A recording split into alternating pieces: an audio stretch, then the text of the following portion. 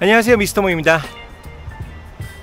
지난번 영상에 이어서 이번에도 고성여행, 가족여행 두 번째 이야기인데요. 이번에는 좀 여러 군데를 가봤는데 지금 좀 공사를 해서 못 가본 곳도 있고 해가지고 한번 다양하게 담아볼까 합니다. 바로 능파대를 먼저 가볼 거고요. 능파대에 이어서는 금강산 화엄사? 라는 곳이 있더라고요. 그래서 금강산 화엄사라는 곳도 가볼 거고 한데 뭐 그 외에도 몇 군데 한번 담아 볼 테니까 영상 같이 한번 봐주시면 좋을 것 같습니다. 나머지 고성 가족여행 같이 한번 가보실까요? 렛츠고!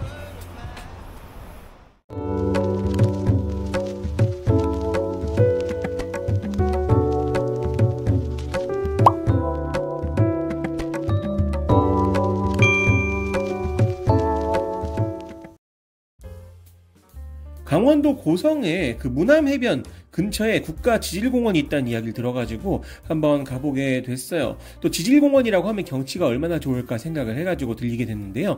바로 능파대라는 장소입니다. 능파대 바로 앞쪽에는 주차할 곳이 마땅치가 않아가지고 주변에 이제 낚시에 관련된 상가들이 좀 있더라고요. 그 근처에다가 주차를 하고 이동을 했습니다. 근처를 둘러보니까 그 배낚시 체험을 할 수 있는 그런 가게들이 꽤 있더라고요. 그래서 배낚시를 좋아하시는 분들이라면 여기서 출발을 하나 보다 싶더라고요. 많이들 오시는 것 같기도 했는데 제가 갔을 때는 한창 추웠던 겨울이었어가지고 배낚시를 위해 오시는 분들은 사실상 거의 없다시피 하기도 했고 또 오후 늦은 시간이어가지고요. 딱히 막 사람이 많다거나 그런 느낌은 아니긴 했었어요.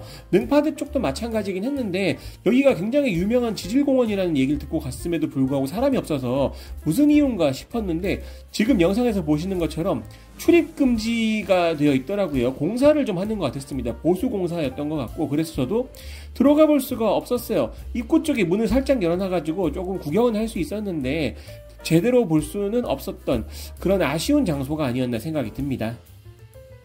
보통 이제 능파대를 이야기할 때는 지질공원으로서 아름다운 경치도 꽤나 이야기가 되지만 최근에 이제 BTS 방탄소년단이 여기서 뭐 찍었다고 해요. 뭐 앨범을 찍었는지 뮤직비디오를 찍었는지 자세하게는 잘 모르겠지만 BTS의 촬영지라고도 알려져가지고 많은 사람들이 왕래를 하는 것 같습니다.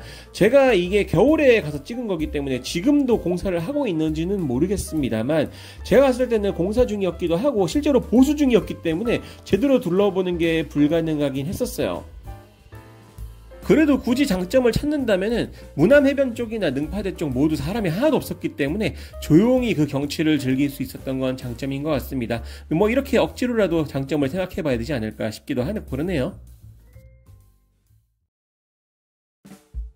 지금 보시는 곳은 청간정이라는 곳입니다. 여기도 고성에 있는 곳이고 정자가 들어가는 걸 보면은 이제 정자라는 걸 알 수가 있죠. 여기에 대해서는 제가 정보가 하나도 없는 상태였는데 정자 아래쪽에 보면은 이렇게 기록실 같은 게 있어요. 그래서 청간정에 대한 이야기, 역사 이런 것들을 좀 볼 수가 있었던 것도 있습니다. 그래서 여기 먼저 들려서 구경하시고 청간정으로 올라가시는 거를 권장을 드려요. 어차피 청간정이든 기록실이든 다 입장료는 무료니까 부담 없이 들어가서 알아볼 수 있는 장소가 아닌가 생각합니다.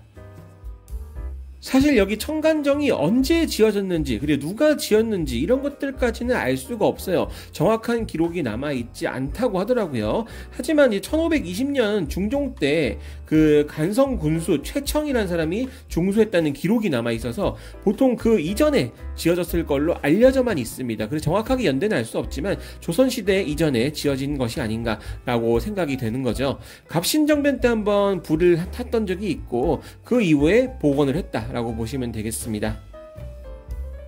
동해바다에는 청간정과 마찬가지로 바다를 한눈에 담을 수 있는 정자들이 꽤 있습니다. 제 기억에 딱 떠오르는 곳만 해도 연금정이라고 하는 속초에 유명한 그 해돋이 포인트가 있잖아요. 거기도 있는데 청간정도 꽤 괜찮더라고요. 연금정만큼 탁 트인 뷰를 보는 곳은 아닙니다만 그래도 이 정도의 뷰를 볼 수가 있기 때문에 오션뷰를 좀 즐기기도 나쁘지 않은 것 같고 날씨만 좋으면 또 이렇게 해 뜨는 것도 볼 수 있겠다 생각은 들기는 해요.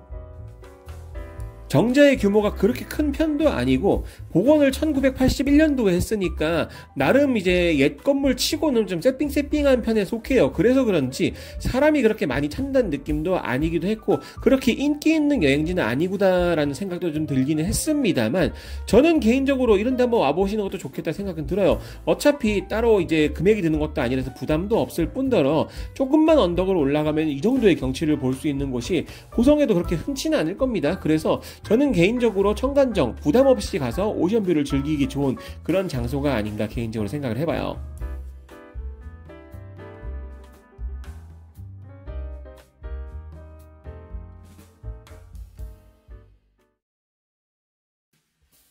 고성 여행의 마지막 포인트는 지금 보시는 금강산 화암사라는 곳입니다. 화암사 이름에서 느끼시겠지만 불교 사찰이고요. 저희가 가족여행을 갈 때마다 한 번씩은 꼭 이렇게 불교 사찰을 가는 게 아닌가 생각이 들긴 해요. 여기 같은 경우에는 지금까지 보셨던 고성의 여러 관광지들이 다 바다를 끼고 있거나 오션뷰를 볼 수 있거나 이런 특징들이 있었던 반면에 금강산 화암사는 어떻게 보면 설악산 쪽에 더 가까운 산 쪽에 위치하고 있는 그런 지역이라고 보시면 될 것 같아요. 저 같은 경우에는 금강산 화암사를 당일에 간 게 아니고 1박을 한 후에 다음날 아침에 올라가게 되었습니다. 주차 비용은 일반 승용차 기준으로 3,000원이었었고요.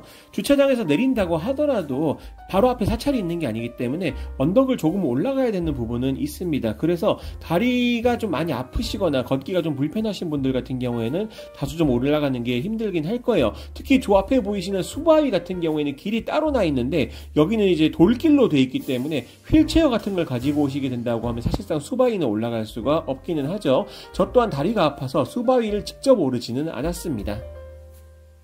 금강산 화암사는 신라 해공왕 때 진표율사라는 사람에 의해서 창건이 되었는데요. 요게 좀 소실 그리고 재건을 계속 반복했던 사찰이에요. 조선 인조 때도 한번 소실이 됐다가 또 인조 때 고쳐짓기도 했었고요. 지금 수바위라고 아까 보셨죠? 바위 밑에다가 이렇게 사찰을 지었는데 요건 이제 고종 때 요쪽으로 이제 지었다고 합니다. 그때 여기를 수암사라고 이름을 지었었대요. 근데 그 이후에 다시 화암사로 이름을 바꾸었다고 합니다. 한국전쟁 때도 다시 한번 불에 타가지고 법당만 다시 지었다고도 알려져 있고 1991년 세계 잼버리 대회 때도 기존 건물의 일부를 철거를 하고 새로 지었다고도 알려져 있어요. 이런 식으로 소실됐다가 재건이 되거나 아니면 또 부셨다가 다시 짓거나 이런 반복적으로 새로 짓는 상황이 계속 생겼던 곳이 바로 화암사이기도 하죠. 화암사를 왜 금강산 화암사라고 불리우는가를 생각한다면은 화암사가 사실 금강산의 남쪽 줄기 끝에 닿고 있기 때문도 있습니다. 어떻게 보면 이제 금강산의 남쪽 끝이라고 보시면 되는 거예요. 여기가 이제 금강산이 시작되는 신선봉 바로 아래에 있는 사찰이라고 보시면 될 것 같고, 그래서 신선봉으로 오르는 사람들이 이 사찰을 많이 경유하거나 들리곤 한다고도 합니다. 신선봉 가시는 분들한테는 이 화암사가 굉장히 익숙하기도 할 거예요. 개인적으로는 이 금강산 화암사의 하이라이트가 되는 부분이 여기 올라가는 길에 보이는 미륵전이라고 보시면 될 것 같은데, 언덕이 또 하나 나오죠. 굉장히 높은 언덕을 또 올라가야 되는데 여기 언덕은 좀 힘들어도 올라가시기를 권장을 드립니다. 지금 보시는 것처럼 수바위를 한눈에 담을 수가 있어요. 수바위 올라가는 길 자체는 험했잖아요. 근데 여기는 올라가는 길이 좀 뭐랄까 평탄하게 돼 있기 때문에 부담 없이 올라갈 수 있다는 장점이 있고요. 이렇게 올라가게 되면은 저 멀리 바다부터 수바위까지 한눈에 담을 수 있는 경치가 나와서 굉장히 인상적인 모습을 볼 수가 있습니다. 저는 개인적으로 이 미륵전을 올라오는 길이라든지 미륵전을 올라왔을 때 보였던 게 우리나라 사찰에서 볼 수 있던 그런 느낌보다는 조금 더 이국적인 느낌이 강하지 않았나 생각이 들어요. 어떻게 보면 태국이라든지 다른 나라에서 봤던 그런 불교적인 모습을 조금 볼 수가 있었어가지고 저에겐 조금 더 독특하게 다가오지 않았나 생각이 듭니다.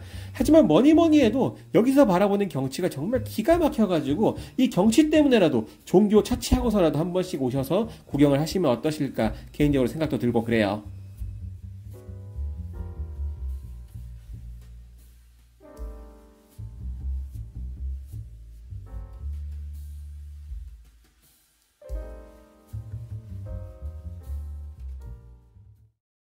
자, 어떻게 보셨나요? 지금까지 화암사와 고성에 가볼 만한 곳들 몇 군데 더 추려가지고 영상에 담아봤습니다.